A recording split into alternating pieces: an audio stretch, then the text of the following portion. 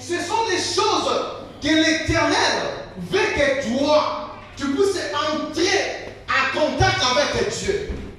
Oh mon Dieu. Vous savez, Dieu a des points de rencontre avec ses enfants. Alléluia.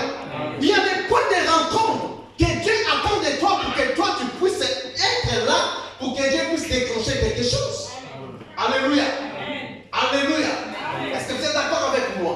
Lorsque tu n'as pas compris les points de rencontre, lorsque tu n'as pas saisi la pensée de Dieu pour toi, lorsque tu ignores le point de rencontre de Dieu avec toi, sachez que tu as loupé l'occasion de ta vie. Mais lorsque tu saisiras le point de rencontre avec Dieu, Dieu sera avec toi et il veillera sur ta vie. Lorsque l'ennemi viendra, l'ennemi essaiera de te toucher, mais ils ne te verront pas parce que tu es dans le point de rencontre avec Dieu. Écoutez ce point de rencontre. Dieu a dit qu'il y a des choses qui sont réservées qu'à lui et on ne le voit pas. On ne le voit pas. Frère Bêche, on ne voit pas Dieu, mais Dieu a ses représentants. Lorsque tu honores les représentants de Dieu, Dieu est en train d'honorer Dieu. Et lorsque tu es touché, le cœur des représentants de Dieu, ça veut dire que tu as touché Dieu.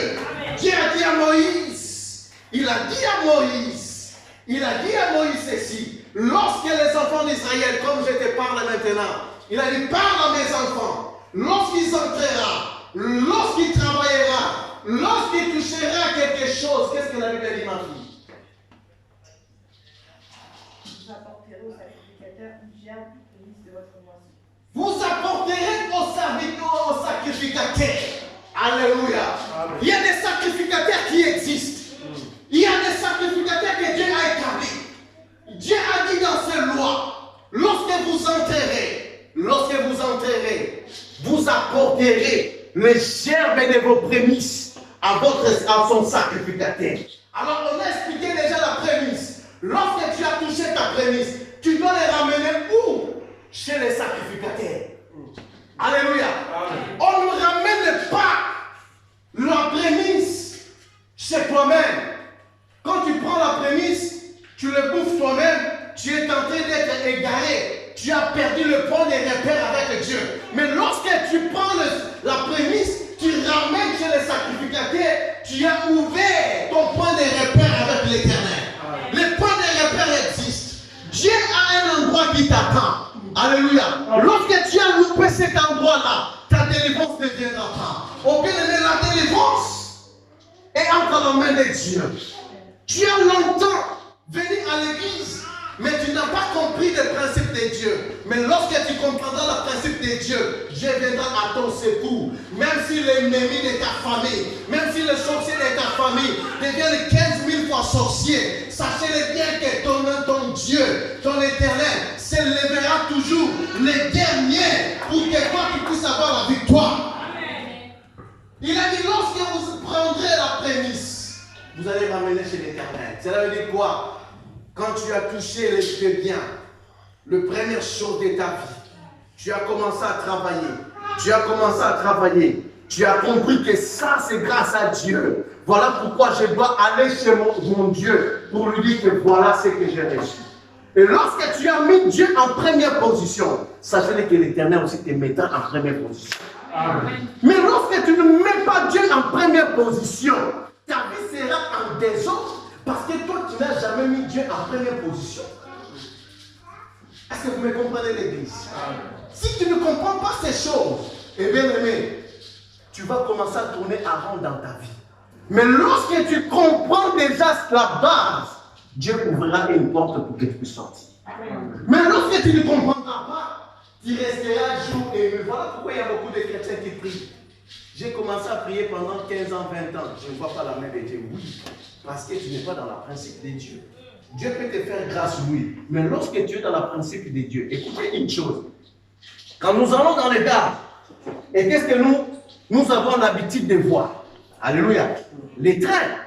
Alors les trains marchent en quoi? Dans les rails. Lorsque vous voyez les rails, tu es sûr et certain que le train va faire quoi? Oh, mais réponds-moi l'église.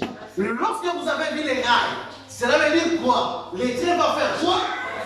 Alors lorsque tu as placé ta prémisse, l'Éternel passera dans ta vie. Lorsque tu as placé ta prémisse, ça veut dire l'Éternel combattra à ta place. Le Seigneur lui-même, il connaît la loi de la prémisse. Lui-même, c'est lui qui a commencé la loi de la prémisse. La loi de la prémisse existe. La Bible dit, dans l'article que nous avons l'habitude de lire, Jean 3, 16, 16. Jean combien? 3, 16. C'est ça, tout le monde le connaît. Alléluia. On peut les réciter. Mais vous savez pourquoi? Parce que Dieu lui-même a appliqué le principe de la prémisse. Alléluia. Lui-même qui était Dieu, il y avait quoi? Un seul fils qu'on appelait Jésus. Mais lorsqu'il a pris Jésus, il a placé comme prémisse. Vous savez ce qui était venu? Toi tu es là, frère Vizier est là, et moi aussi je suis là. Parce que Dieu avait préféré de mettre la prémisse.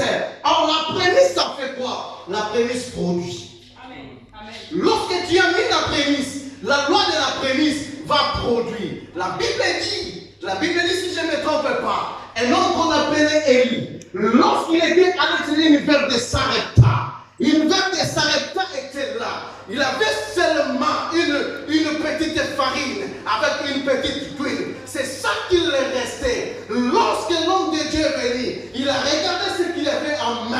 Il a dit, je vais manger et mourir. La Bible déclare ceci. L'homme de Dieu a dit, donnez à Dieu et Dieu multipliera. Et lorsqu'il a pris cela, il a donné à l'Éternel. La Bible déclare, après cela, Dieu a commencé à multiplier. Ça, c'est la loi des prémices. Amen.